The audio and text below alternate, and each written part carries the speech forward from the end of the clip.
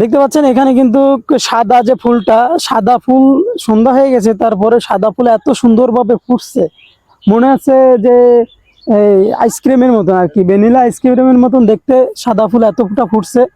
তো খুবই ভালো লাগতেছে। পরন্ত বিকালে যখন আমরা এই এই ধান ক্ষেত পাশে হচ্ছে ফুলের বাগান, যখন হাঁটতেছি অনেক ভালো লাগতেছে।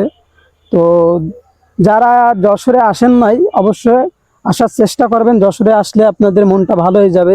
যেখানে মানুষের ভাষার সৌন্দর্য আছে, সেখানে ফুলের সৌন্দর্য আছে।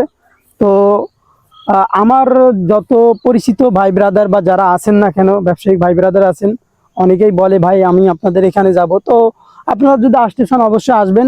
দেখেন না, এখানে কিছু ফুলের চাষ আছে, এই ফুলটা ব্যবহার করা হলো মেয়েদের যে ব্যান্ড তৈরি করে, ওই ব্যান্ডের তৈরি করার জন্য এই ফুলগুলো ব্যবহার করা হয়। আর এই ফুলগুলো বিভিন্ন কাজে ব্যবহার করা হয়, বিভিন্ন পার্টি বা বিভিন্ন রাজনৈতিক প্রোগ্রাম, বিয়ের প্রোগ্রামে এই ফুলগুলো ব্যবহার করা হয়। যার কারণে সারা বাংলাদেশ থেকে এই জায়গার ফুল কিন্তু বিভিন্ন জেলা উপজেলা অথবা এখান থেকে আরেকটা কথা বলি আপনাদেরকে, সেটা হচ্ছে এই জায়গার ফুল কিন্তু বিদেশেও যায়। এখানকার ফুল বিদেশেও যায়, বেশ কিছু দেশেও যায়।